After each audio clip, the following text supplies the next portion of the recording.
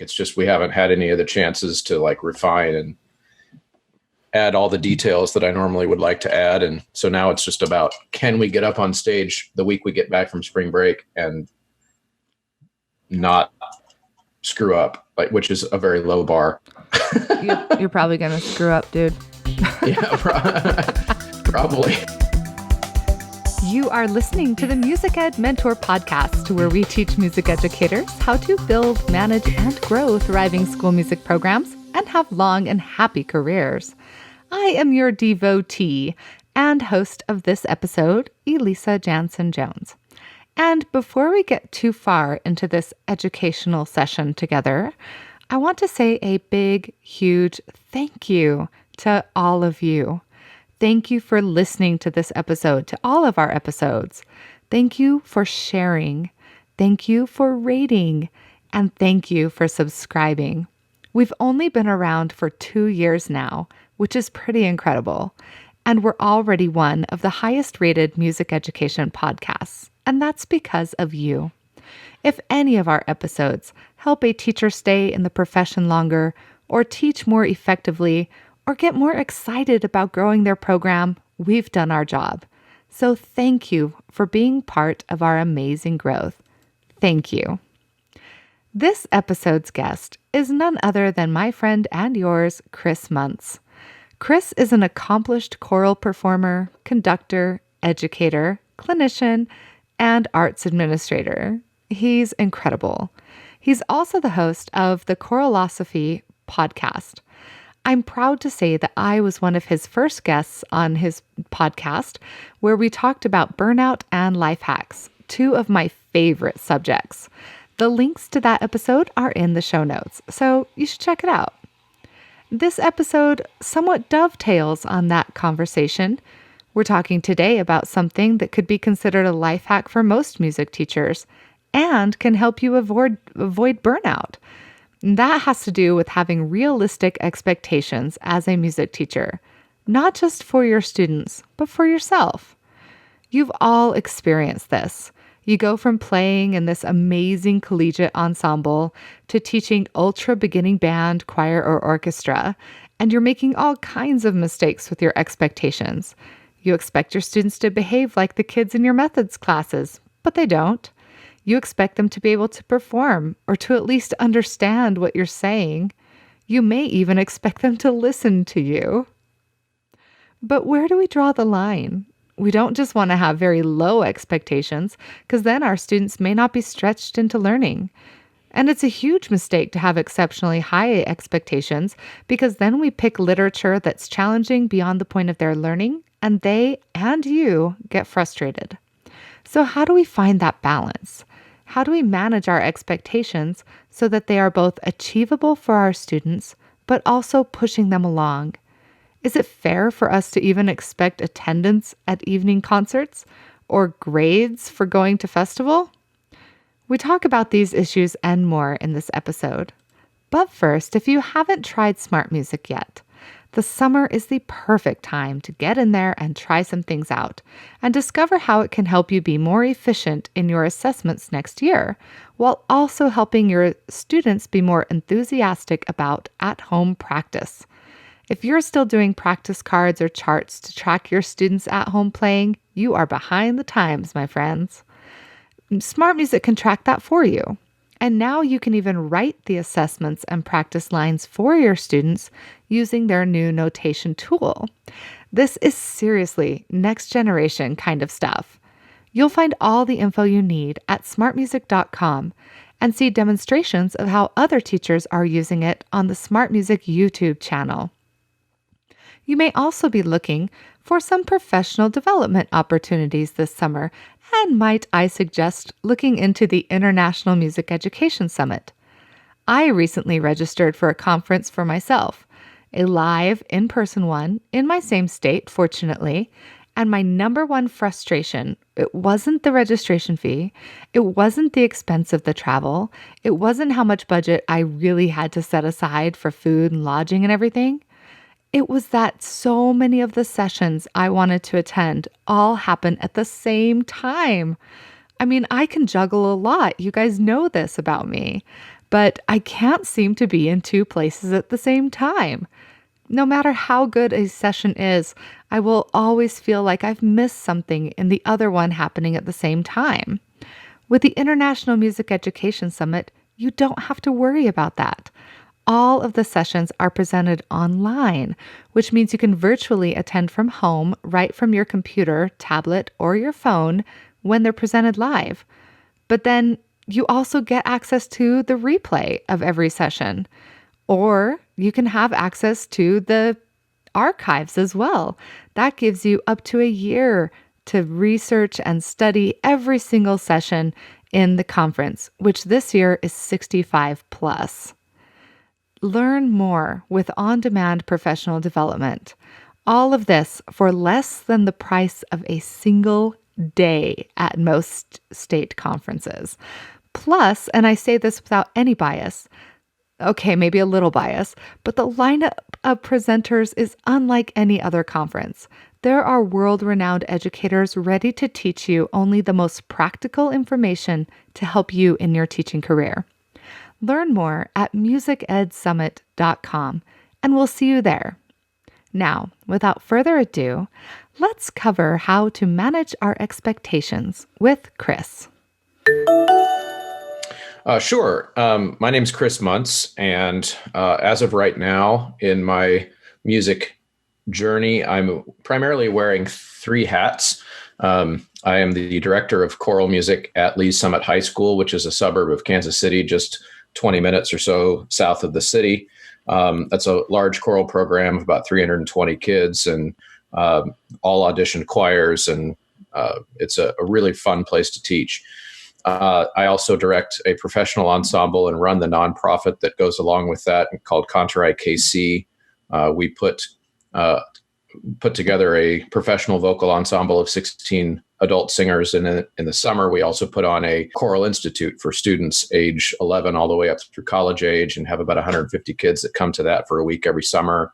And then my third and my most recent hat is that I host a podcast called Choralosophy.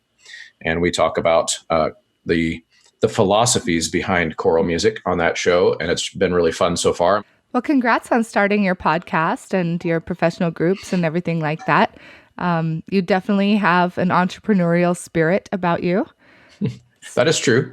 Today we're talking about yes. Realistic expectations. And I think this is so important, especially during festival season, but also year round. It's particularly challenging for newer directors who get fresh into a classroom, but they are straight out of college. So we're used to this high level of musicianship, and then we get into a classroom and that just isn't there. Yeah, I think it can be. Now, in my experience, in the world that I live in is unique in the sense that sometimes within a span of 24 hours, especially during the time, I no longer do church music, but I did for 20 years. And so it could be very normal for me in my world that in a span of 24 hours, I stand in front of a choir with 14-year-old girls who have never sung before on the same day, rehearse with 16 paid professionals who are expected to know all their notes before they even arrive, and a 92-year-old tenor who can barely control his vocal mechanism. And that could be 24 hours of a span for me. And so what I've really had to think a lot about this idea, because it can be very difficult in the span of my day to just go from one type of group to the next and not jump down the 14-year-old's throat because they're not able to do what the adults are able to do. Mm-hmm. Just like I can't expect the 92-year-old tenor to produce sound in a healthy way like my 18-year-old tenor can. And so I think what I've had to do is kind of develop a mindset that works for all those environments. And that's really what I feel like I've done, in the sense that my mindset is that no matter who I'm standing in front of, whatever level of the choir, the goal is really the same, which is to be better than we were yesterday. And if we can get the kids especially to buy into that, because I think that's where the biggest challenge is. They tend to be less intrinsically motivated. In church music, I sometimes felt that too. And that the goal of a lot of church choir singers is not always to become a better choir, but it's a ministry and it's an outlet for them. So sometimes they have a different reaction to vocal coaching, that kind of thing. So it is interesting, and it's something that I think all teachers, even if you teach multiple levels within your building, could benefit from having kind of one unified philosophy that applies to all your ensembles. Just recognizing that they're not all going to be at the same place along the way. But I love this idea of an overarching theme. What would you say yours is? Well, one of the terms I use a lot with my students that I think would describe how I think of it is I say that we're looking for, in order to decide if we're successful in a given rehearsal, we're looking for moments of brilliance. Mm-hmm. And so for my freshman girls, for example, or my freshman boys, that could be simply 4 beats in a row where they actually sang in tune. That could be, but that's a moment of brilliance. And I would point out, guys, did you see or do you hear what that sounded like? That means that you can. That means that you can do that. Now the trick is, how do we get to the point where we can do it for 8 beats, or we can do it for an entire song?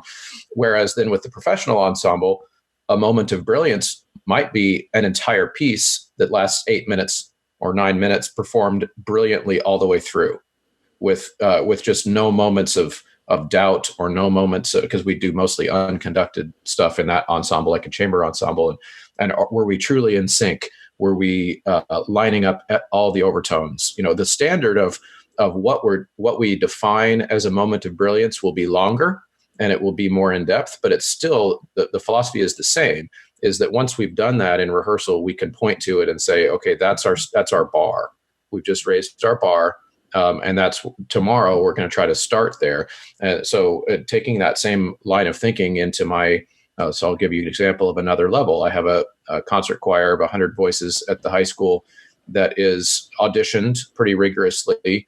All 100 of them have to be able to read music at a pretty independent level, a cappella. They don't get pitches played for them ever, that kind of a thing. And so they're able to do what is pretty much collegiate level literature, but their voices aren't as developed as a collegiate singer would be. So for them, moments of brilliance might not sound as refined as the adults do, but you can still set a standard that for them is something that they could set a bar and achieve it every rehearsal, and then go on to the next level. Yeah, and those little rewards are really motivating. Mm-hmm. Everybody wants to feel like they're spending their time on something that makes them successful. But since we both agree that having moments of brilliance or moments of beauty in the music is something we have to do every time, we could be done with this episode, right? Right. Yeah, that's the only thing that's all there is to it. No, I think another valuable aspect of it is to, and this is, I'm going to come back to my high school kids again, and it is where I spend most of my time, is that one of my passions as it relates to expectations too, is that I feel like in the vocal world, there's quite a bit of assumption that high school kids can't do certain things, certain types of literacy standards, certain types of literature that shouldn't be chosen for them. And so one of the things I find fun is simply to prove all of those things wrong. To say, if we raise our bar by this much every time, then high school kids can do that. And so part of it's just the fun aspect of taking something that most people believe can't be done and then doing it. But then it's also about showing the kids that they can. And I think with teenagers, that's oftentimes where the passion comes in for me, is because I can see them changing their outlook on their own abilities when they achieve something that they've never heard anyone their age do, or when they can tell when those moments of brilliance happen. I don't have to tell them. I do tell them, hey, that was amazing. But honestly, you can see it in their eyes once they've done it. And I could just walk out of the room at that point, and they would be fully engaged and fully ready to go. So I think that's has a lot to do with it too. It's the breaking down of barriers that comes when you have your expectations set at just the right level of growth. It's kind of like finding the right plot point on an XY axis. If you shoot for for too much growth too quickly, you can cause them to doubt themselves and think they're a failure. But if your bar is too low, they'll recognize that too. They'll just get bored. So we've kind of covered musical expectations, that we want to still moments of brilliance and growth in every rehearsal and watch for those. Briefly touched on expectations for attendance. Obviously, our school kids, we expect to be there a lot more often. Could we talk about behavior expectations? Sure. So one of the things that we do in our high school program is our curriculum, I think, is pretty innovative. We 6 or 7 years ago, maybe our school district has 3 high schools, and the 3 head directors from each of the schools got together several years back and rewrote the curriculum. And one of the things that's fairly common in high school and junior high grading systems, and I don't know how common it is all over the country, but for a lot of people I've talked to, is that you have this concept of like an academic grade and then like a citizenship grade, where a kid could maybe, in theory, fill out all the right answers on the test and get all the right answers in the class and get an A in the academic side of things, but then be a poorly behaved student who maybe is bored and disrespectful and whatever, and that maybe their citizenship grade could be lower. So we decided that we wanted to completely reject that concept, and they are graded in our class on how they rehearse. We call it rehearsal technique. So there is no concept of a citizenship grade at all. And the way we define that, and I can send you some links too if people want to see what our curriculum looks like. Yes, yes, we do. Yes. So So what we do is basically think about it this way: they are graded every day on the frequency with which they use their pencil to put markings that the conductor gives into the score, and it's very strict. 10 out of 10 is 10 out of 10 is 100% of the time. And if they fall down to a most of the time person, they're getting a C. If they fall down to a sometimes person, they're failing the class. And we do that same process using their pencils. We use that for posture as well. We call it body alignment. We also use that for a topic that we call, or a subject that we call engagement. And that's something that we can visualize. We can see whether or not they're engaged by what their eyes are doing. Are their eyes on the score when they're supposed to be? Are their eyes on the conductor when they're supposed to be? Do they have that glossed over look where we can tell they're not actually participating mentally in the class? Same thing. You're either an all the time person, a sometimes person, or a never person. And we have that all in a rubric. And then finally, what we call, I think, our trickiest one, which was to get out of the realm of citizenship, was kids who talk in rehearsal. Well, we called that understanding the role of sound and silence in the rehearsal, meaning that your talking is not written into the score. So it's the wrong answer. In the same way that 4 + 4 is not 9, you making the noise that happens while we were on page 3 is not in the score. Therefore, it's the wrong answer, and you just got your grade reduced. Okay, so that's how we justify that to our administrators who don't understand music. And what we found is that has revolutionized our ability to hold kids accountable in rehearsal. Because then, when they're getting a C in choir, which a lot of places are not accustomed to giving C's in choir, and the parent says, "How is this possible that my kid's getting a C in choir? It's just choir. Anybody can do it." Well, then I have a rubric I can point to and say, "Well, your student hardly ever does this. He most of the time does this. He only sometimes does this." And when we put all that together, we get a C. And then they can talk to their kid about it.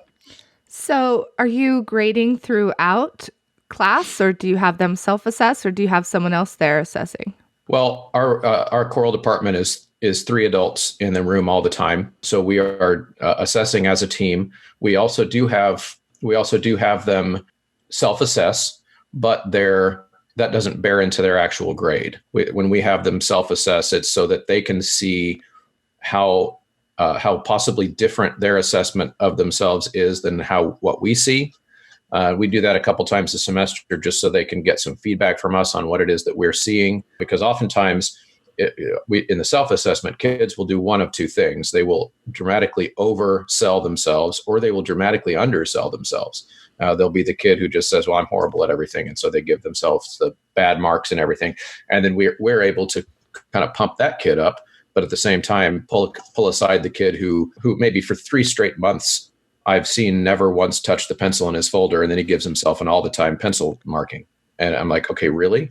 And then he'll finally admit, okay, I guess I don't. So do you understand why your grade is that way now? Oh yeah, okay. I get it. And it's productive in that sense. So that works really well, it sounds like, for high school and maybe middle school assessments.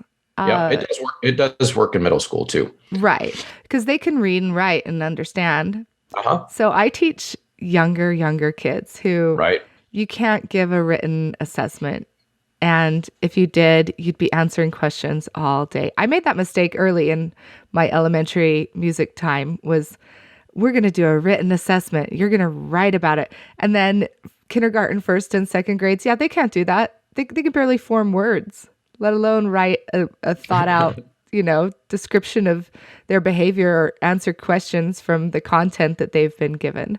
Right. So I've moved away completely from written assessments of any kind, and we strictly do verbal, visual assessments. If I'm assessing their musical ability, then I usually will do it myself, scale of 1 to 5. Mm-hmm. If they do it, I don't use numbers at all. I use emojis. So, mark which one. And it's happy emoji, straight emoji, and then the smiley face emoji. Okay, which one describes this? And recently I've moved to actually a very similar thing to what you do. Thumbs up is all the time. Thumbs to the side is most of the time, and thumbs down is sometimes. And I've discovered the exact same thing as you, that some kids will under report themselves and some will over report themselves. So I always take it, I tell them I get the final grade, but I want to know what they think. Yes. So I'll just ask them, thumbs up, thumbs side, thumbs down. What do you guys think? So yeah, that's really kind of cool that we use similar assessments, but at completely different grade levels.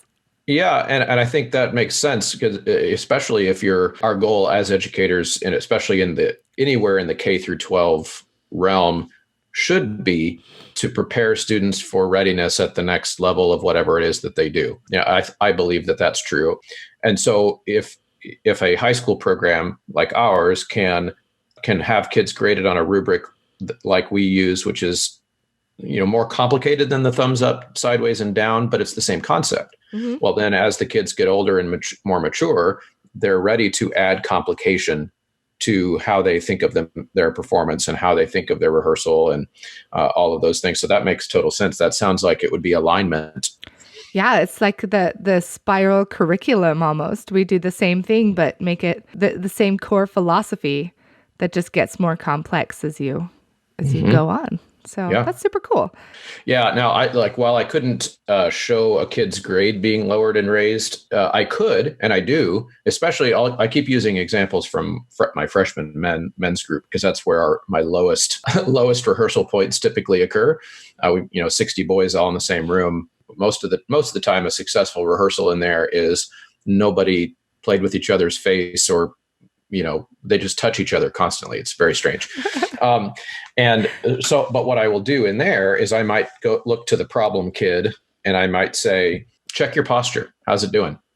And of course, I'll usually ask them that while they're bent over sideways and contorted in all kinds of very unnatural ways. It's not very good. And I'll say, oh, okay. So how many times have I bothered you about that today? I don't know, 4 or 5. And so then I'll say, so would that make you a all the time person, a sometimes person, a most of the time person? Where do you feel like that would put you? Well, I guess sometimes I'm standing the way I'm supposed to stand. Okay. So what's your grade for the day? An F. And so I'll make them do it. In the moment. And that also sets an example for the other students. They can see a person walking through the logic of why their grade for the day is now an F. Without me having to say, hey, everybody, see that kid? He's got an F today. Because I think it's more effective. It's more effective to have the students, because kids get desensitized, especially by high school, to a teacher saying they're doing the wrong thing. No, I totally agree.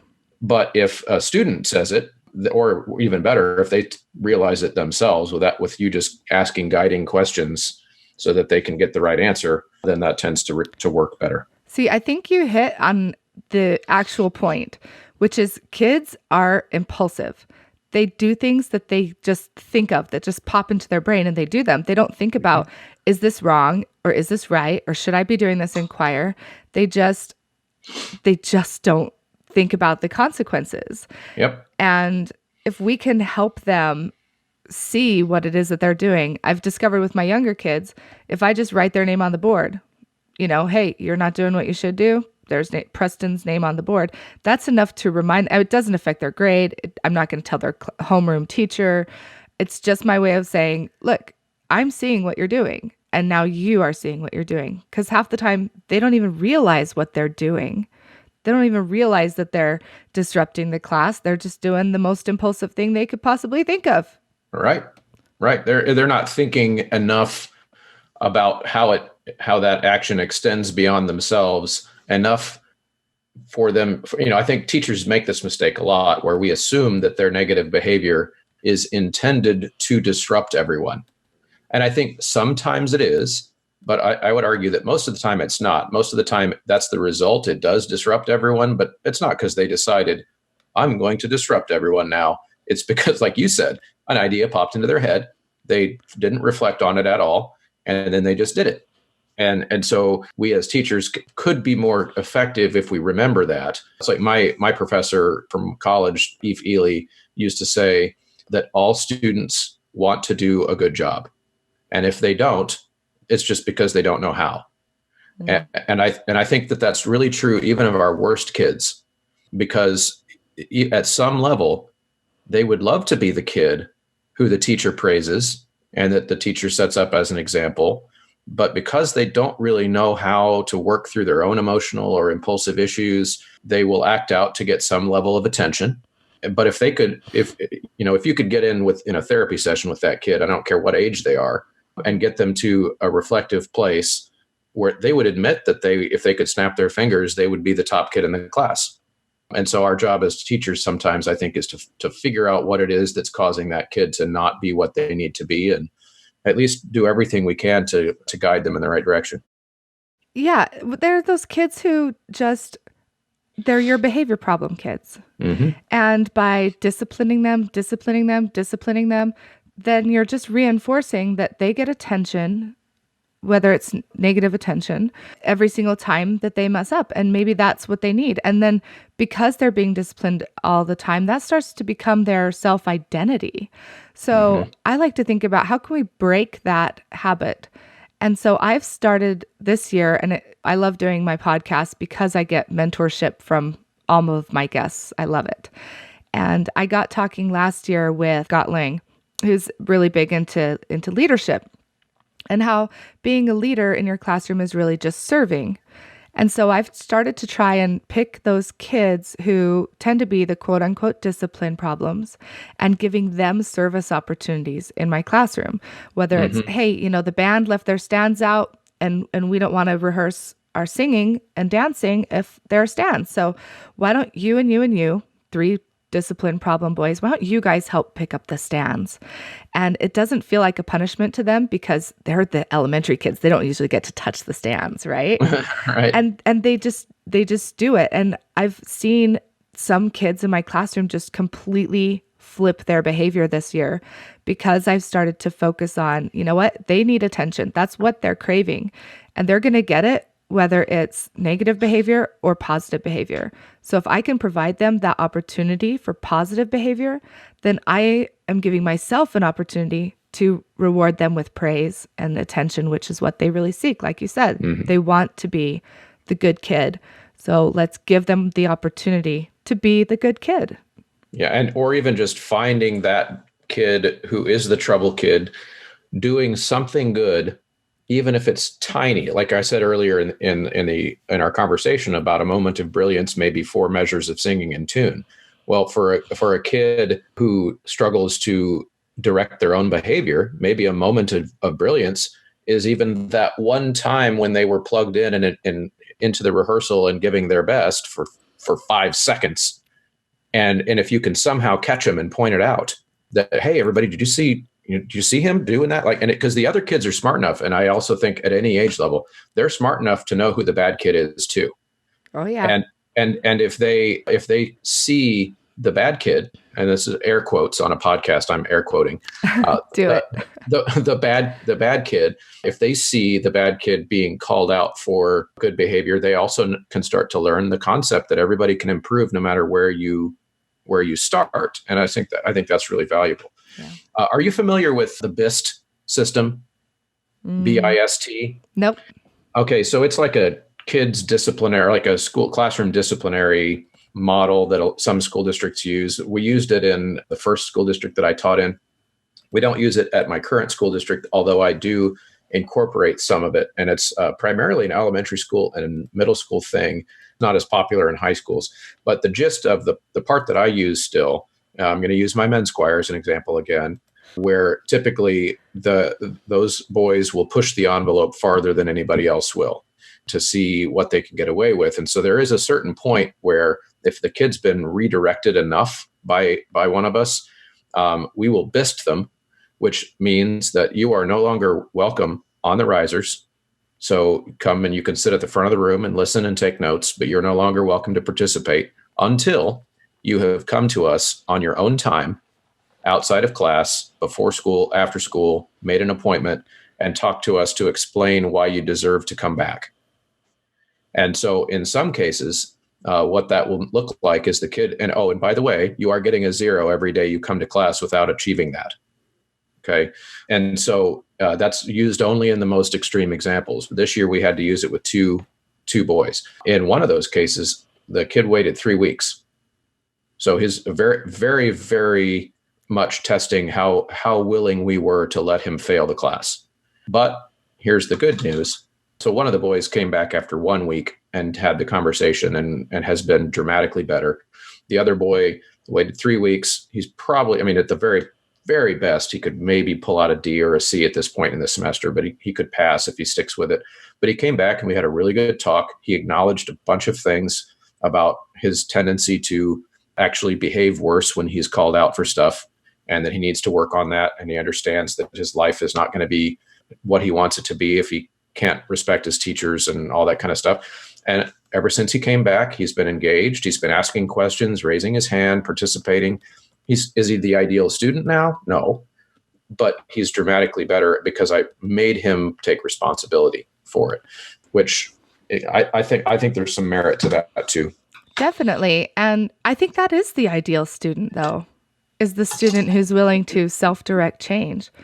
I took a lot of leadership seminars and stuff when I was in high school.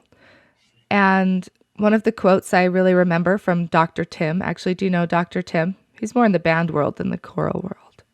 Now, is Tim his last name? No, that's his first name. It's Dr. Tim Lotzenheiser. Oh, no, I don't. Okay. Not familiar. That's really amazing to me because maybe I just live in the band world a little more. Yeah, I'm very choir world. Anyway, one of his quotes that has always stuck with me was, "The only discipline is self-discipline." Mm-hmm. If we can train them to discipline themselves, to take care of themselves, we really can't force a kid to change his behavior. All we can do is administer consequences. Yep, that's absolutely true. If the discipline is coming from us, it's short-term and temporary. If we can get it to come from them, it'll last longer. Yeah. Do you think that it could be beneficial to do some kind of swap, like with another school, just to see what it's like in other areas? You mean like a teacher swap? Yeah, like a teacher swap. Like if I were to go to the middle school down the road and they were to come to my classroom, yeah, could it be like travel where you enjoy it and it's fun and it's novelty, but it sure makes you appreciate when you come home? Yeah, in fact, that's funny that you asked that question because that's something I think about all the time, that I wish I had more time to do that. And I have an administration that I think would support that if I said, hey, I really need to do this. And this would benefit not only me as a teacher, but the students. We have enough high schools and schools within our school district where even within our district, I think it would be valuable for me to go trade places with the head director at another school just for a day and let them work with our choirs and let me work with their choirs, just to see the culture difference and the expectation difference, those types of things. So I need to get on that more. The only really experience I have with that was one time when I was being, I guess you could say, headhunted for a position as the choir director at a private Catholic high school outside of the Kansas City area. We would have had to move and everything, but I entertained it, and I went out there and I taught their classes for a day. And ultimately, that's why I didn't take the job. It gave me enough experience of like, no, I've got a good thing where I am. I'm not gonna go anywhere. But I was intrigued by the idea. But working with the kids at this other school was so much fun, and I learned a lot about how different a choir classroom could be to the one that I've gotten used to over so long. So yeah, I think that's very valid. All right. Well, we talked about behavior expectations and musical expectations and attendance expectations. Let's talk about literature expectations. How do we conform our literature selection so that it's easy enough they can perform it without wanting to cry their eyes out, or us cry our eyes out, versus something more challenging? And I know this comes down to philosophy in the end. Do you use the literature to teach the music, or do you use the literature to reinforce the teaching of the music? So what are your opinions on that? Well, okay, so I guess I would say that with choral music, since that is my only world, with high school kids in particular, I usually start with the text. I start with something that I feel like they could connect with, because I feel like if with kids and singing, especially teenagers, if there's a text that I can't tell a story to them about, and I can't for myself connect with it to the point where I could kind of show them why singing this particular piece is important, then that's a non-starter. And so I would start there. And then from that point, once I've found some texts that are interesting, then I do look for those other things that you mentioned, like what am I going to teach with this piece? What is it about their vocal development that will improve by teaching this piece? What about at what level will it challenge their literacy? For our kids, they're very, very good sight readers. So oftentimes they can sing the correct notes the first time on any piece that I give them. And so what will bore them is another thing I have to deal with. If we can get it too correctly right away at the beginning, then it's probably not the right piece. But at the same time, with some of my upper level groups, we perform a lot of music. I mean, they might have 50 or 60 pieces to learn over the course of a school year. So some of them are not going to be super challenging. Some of them will be really easy. We got to put together something in 3 days for the Martin Luther King Day celebration. Okay, what are we going to find? Those are going to be pretty simple pieces that they can read. So I think it depends on the group. But the main thing that I look for is, I would say, once I get past the text, is what concepts can I learn or can I teach the kids with this piece? And then I also would take the next step, which is, now over the course of the whole school year, have they been hitting different time periods of music, different cultural expressions of music? So I try to get a very diverse program in front of each kid over the course of the whole school year. How often do you take a piece and throw it out? All the time. That happens a lot. Usually, well, again, depends on the group. So with our beginning level ensembles that my colleague, my co-teacher, Kim Fromme is her name, we choose all those pieces together, meaning for those younger kids, they're not going to be learning as many pieces at once as my advanced chamber choir will. So they might have 3 pieces and they're learning those over the course of all the fall, the first quarter of the school year. Well, we sat down and put a lot of thought into those pieces. We're pretty sure that we know the kids and what they're going to be able to do and what will challenge them, what concepts we want to teach. And so those pieces oftentimes don't change. So we're going to have that, and our accuracy level of choosing the right thing is pretty high. But then with my chamber choir, I tend to, and this is the other end of the program, the high end of the program as far as competency, I tend to pick a lot of music and see what will work, because their literacy level is so high that we can read through a bunch of things really quickly. And then I can start to respond rather than decide in advance. I can respond with how it fits in their voices, what naturally resonates with them as far as what they enjoy, because I know that if they enjoy it, they're going to put more into it. And so I would say in that ensemble over the course of a year, I will probably have them read maybe 25% more music than they actually perform. And we'll just toss things away if we don't like, well, or this year when there's 11 snow days, we're going to toss things aside just because we don't have time to get to them. Yeah, I've struggled with it since I didn't really teach elementary vocal choral stuff early in my career. I was band and orchestra and then did a long stint just on private lessons. Mm-hmm. So it's taken me a couple years to get to the point where I'm really confident that when I pick a song, which grade level is going to be able to do it, where I need to make edits to that song, whether it's a vocal range. Like, kids love singing pop music, right? Mm-hmm. But not a lot of the pop music, especially if you're using like a karaoke track or whatever, is in a great vocal range for younger kids. Mm-hmm. And they have such a wide range between the verse and the refrain or the chorus, whatever you want to call it. You know what I mean? Like it jumps up the fourth or the fifth during the... Yep. And not a lot of kids feel really comfortable doing, the low stuff on the verse and then jumping it up on the chorus. So I've learned to kind of customize arrangements of songs for these younger kids so that they still get to sing the really fun, awesome songs that they want to sing, but in a way that they can do it. But it's taken me a few years to craft those expectations. And at first it was very frustrating, like there's nothing there for my kids to sing. And I would make a mistake and we'd get 2 weeks into practicing a song and I'd be like, nope, this song is just not going to work. Mm-hmm. So maybe a great piece of advice, since this is the Music Ed Mentor podcast, would be to not just taper your expectations, but be patient as you learn what to expect. Mm-hmm. Yeah, absolutely. I've given a session on very much the same topic that this podcast is about, of realistic expectations. I called it "What to Expect When You're Directing." I love that. Yes, a little pregnancy pun there for you. And it's very much based on that same context or concept, which is that if you don't have a clear picture in your head of what the music can sound like with whatever level of choir you're standing in front of, you're going to struggle with this. And I think that was one of the things that my session is an ACDA session, centered around the idea that for any conductor, and I argue that band, choir, or orchestra, we should have a clear picture of the music playing in our head when we're rehearsing.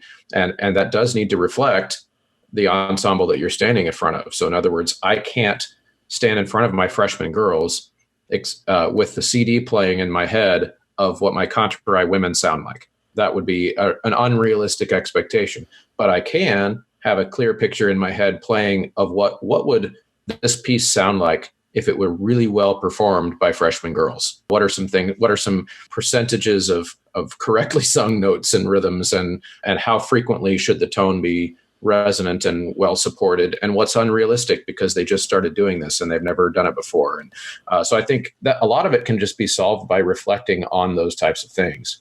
Right.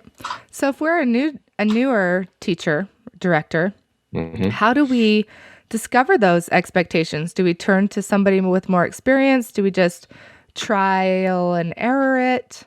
What are some great ways to kind of streamline our ability to define what our expectations should be?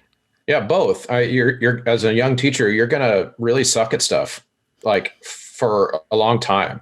And you won't know that you suck at it because you'll have no frame of reference. And then 15 years later, you'll look back and you'll be like, whoa. Yeah, I think about that. I also teach private voice, but not very much. I just teach a few students a year.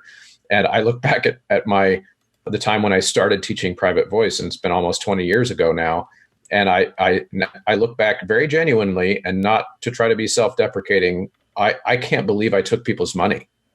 I'm embarrassed that I let people pay me with how little I knew when I started teaching private voice. But at the time, I thought I was like, hey, I'm awesome. I'm so good at this and blah, blah, blah. And, so I think that's normal. And I think if young teachers know that they know they're going to be bumbling around in the dark for a while, then it might make them even better in the long run because they become more self-reflective and more honest with themselves, but also seeking out mentors and listening to the Music Ed Mentor podcast and all the things that we're expecting them to do.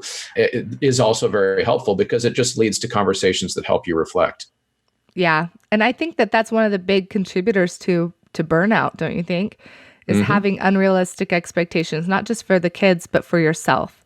So let's wrap this episode up on talking about expectations for ourselves as directors. That's a good one. Something I'm pretty passionate about, and this is something I verbalize to my students, well, and the adults that I work with. Not come to think of it, which is that I will never ask them to do anything that I wouldn't expect myself to do, and usually to a lesser degree. So they recognize pretty early on in singing in one of my ensembles that I will probably be working harder than anyone in the room. And if I notice that at any point somebody is working as hard as me, well, I'm just going to start working harder. I think that's I don't say that because I think it makes me seem more admirable or anything. It's a philosophical belief that if we are to stand in front of the ensemble, we need to be the best musician in the room. And I don't mean from a talent perspective or a natural ability perspective, but I mean the most prepared, the most in command of what needs to occur in the rehearsal. And what that allows, I think, is that allows for actually more collaborative experience in the rehearsal. So for example, if I go into a rehearsal with a plan for what needs to get done and an internal clock in how much time we have to achieve that, then I can kind of steer the ship and set an example for everybody else about a pace and what needs to happen in the next 5 seconds and what needs to happen in the next 5 minutes. So I think the expectation for myself as a conductor and as a teacher, here's how I'll boil it down, is to be one step ahead of everybody to the point where I can then lead the way and let them figure out all the stuff that needs to go on. I think that's our role, is to not give them all the answers, but to give them a path and let them follow us through the rehearsal. So what happens when we have really high expectations for ourselves and we don't meet them?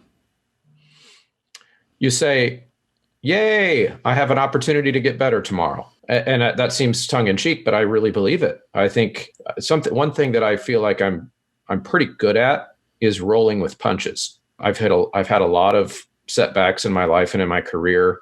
It'd be a different podcast episode. One thing I do that is, I think, maybe above average is how I react to those. And I think if you really truly believe that your setbacks and your bad days, so to speak, as a teacher are simply springboards for the next day, they are lessons that you've learned, they are things that could potentially make you better, then you start to have a different relationship with failure. Yeah, that's amazing. Having that growth mindset, we always need reminders to think that way and give ourselves a lot of grace when we don't reach our expectations. Yep. Or feel like we set ourselves up with realistic expectations, but then don't meet them. Right. All right. So we've covered musical expectations and attendance expectations, grade expectations, behavior expectations. We've talked about literature and performance, and we've covered a lot of stuff, but I want to leave on the note that we can have realistic expectations for ourselves and reach it and not be afraid when we don't.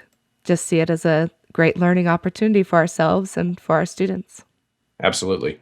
Any final words you want to say? No, it's been lots of fun, and thanks for chatting with me. And I appreciate you giving me a chance to air out these thoughts. So you said earlier that doing a podcast is a chance to get mentored too, and I see it the same way. Just for giving us a chance to speak about topics helps us think about them. So you're doing a great thing for the music teachers. Thanks, you too. And where can we find out more about what you do and about the Choralosophy podcast and all of that good stuff? Three websites. You can pretty much find all the stuff that I'm doing. Choralosophy.com is how you would find the podcast, as well as any resources and materials from the different episodes you can find there. ContourIKC.org is the website for the professional ensemble and choral institute. And lshsmusic.com is the website of the high school program, where you can find information about how we grade curriculum-related materials, how we communicate with kids, that kind of thing. Awesome. Well, Chris, thank you so much for coming on to the Music Ed Mentor podcast. And we'd love to have you on again sometime. That would be great. Thanks for having me. My friends, I can't tell you how much learning to manage expectations has altered my own life. I am a testament to this episode. Some of the biggest mistakes I've made in teaching and in life have been when I have expected too much, or at least not managed my expectations of my students and those around me. By managing the expectations and helping others find success, I have watched programs grow, students feel successful, and pure joy ensue. Forgive my hyperbole. A big thanks once again to Smart Music for making this and all of our Music Ed Mentor episodes possible. They really do offer so many resources for music educators that can benefit you in a myriad of ways. That's why I partner with them for this episode and all of them. Check them out as soon as you can and see how this easy-to-use software can help you. While you're online, don't forget to register to join us at the International Music Education Summit. Join us without leaving home. It's the largest online conference for music educators worldwide. I can't wait to see you there. Thank you again for all that you do, not just for listening, subscribing, sharing, and rating this show, but for just doing the work that you do.